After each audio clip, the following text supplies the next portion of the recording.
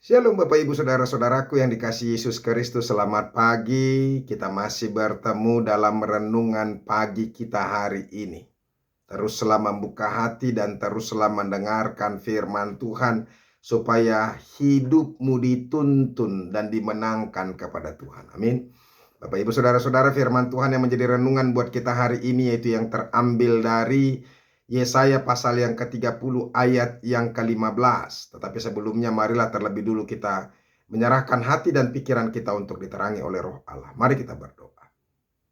Kasih karunia dan damai sejahtera dari Allah Bapa dan dari anaknya Tuhan Yesus Kristus, itulah yang menyertai hati dan pikiranmu sekalian. Amin.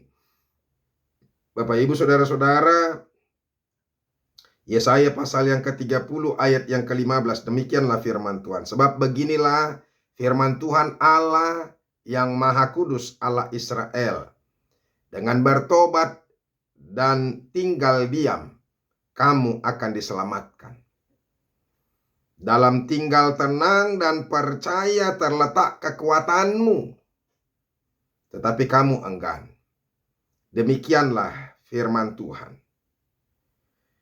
Bapak Ibu Saudara-saudaraku, sering sekali ketika kita menghadapi masalah, ketika pergumulan banyak, beban menekan kita, dan situasi kita sering sekali menjadi panik dan tidak tenang.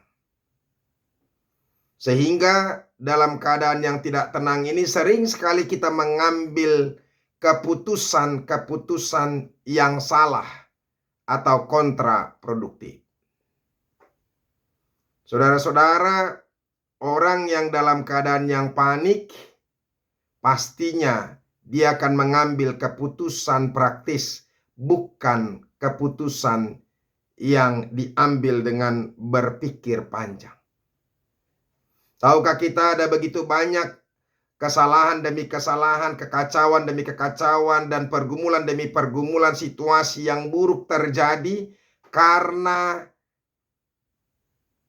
keputusan itu diambil bukan saat yang tenang, bukan dengan berpikir panjang dan berpikir masak-masak. Tahukah kenapa pembunuhan terjadi? Tahukah kenapa kita, saudara-saudara, lebih gampang untuk bertengkar? Tahukah kenapa perceraian terjadi semakin besar, semakin banyak? Itu semua karena diambil dengan sikap dan tindakan yang tergesa-gesa tanpa berpikir panjang.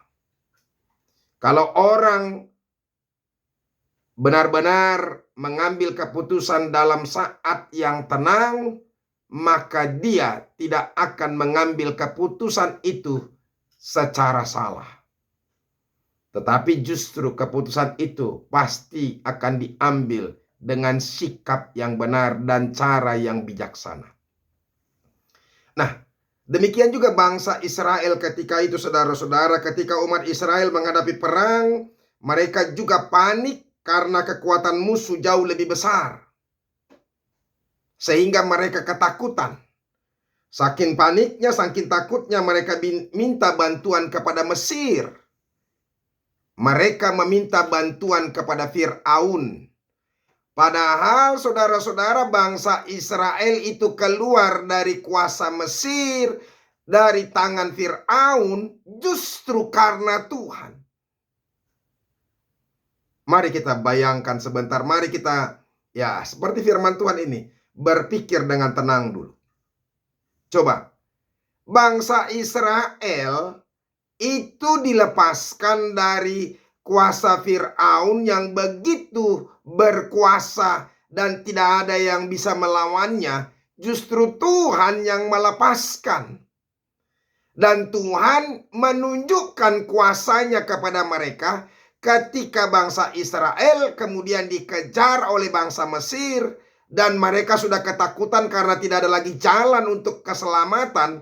Tapi justru Tuhan menyelamatkan mereka dengan apa? Tongkatnya Musa. Membelah air laut Teberau itu. Kemudian setelah mereka lewat Musa memasukin kembali tongkatnya dan apa? Laut itu pun kemudian tertutup kembali. Matilah semua orang-orang Mesir itu. Nah, Bapak Ibu saudara-saudara, inilah yang mau kita lihat. Hasil dari pikiran dan tindakan yang tergesa-gesa, tindakan yang dalam keadaan panik tanpa berpikir dengan tenang. Terlebih dengan percaya. Itu makanya saudara-saudara, firman Tuhan ini mengingatkan kita dengan bertobat dan tinggal diam. Jadi saudara-saudara, memang kita perlu bertobat. Bertobat dulu. Dari apa? Dari ketidakpercayaan, dari ketidakyakinan kita selama ini kepada Tuhan. Supaya Tuhan mau memberkati kita. Ketika kita percaya, berarti kita membiarkan Tuhan bekerja. Ketika kita percaya, berarti kita meyakini apa yang dilakukan oleh Tuhan itu adalah yang terbaik. Dan Dia sanggup, Dia mampu, dan Dia bisa menolong kita. Makanya bertobat dulu. Ada begitu banyak situasi yang sulit terjadi. Berkat-berkat jauh dari kehidupan kita. Berkat-berkat itu pergi, melayang, dan tidak pernah sampai kepada kita hanya karena kita tidak percaya dan belum bertobat. Maka bertobatlah dulu. Duduk dengan diam, dengan tenang. Dan ketika kita duduk dengan diam dan tenang dan percaya, maka di situ kekuatan kita. Ketika kita duduk dengan tenang, dengan diam, dan percaya kepada Tuhan, maka ada kuasa, ada pikiran yang baik, ada jalan keluar yang Tuhan sedang kerjakan dalam kehidupan kita. Makanya jangan tergesa-gesa. Ada orang juga, saya tonton tadi tentang seorang mualaf yang dia dijemput oleh orang tuanya. Dia menganggap bahwa dia sudah melakukan yang benar, belajar tentang Al-Quran menurut dia.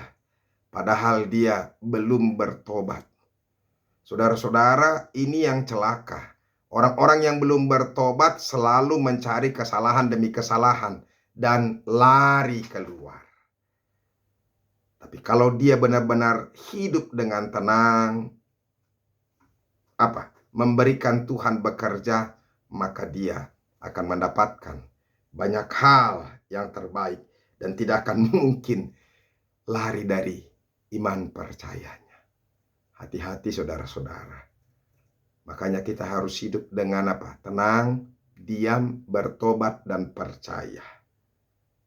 Ada baiknya di saat masalah dan tekanan menghadang, jangan bereaksi terlalu cepat. Jangan mengambil keputusan yang tergesa-gesa atau bereaksi, dan jangan terlalu reaktif.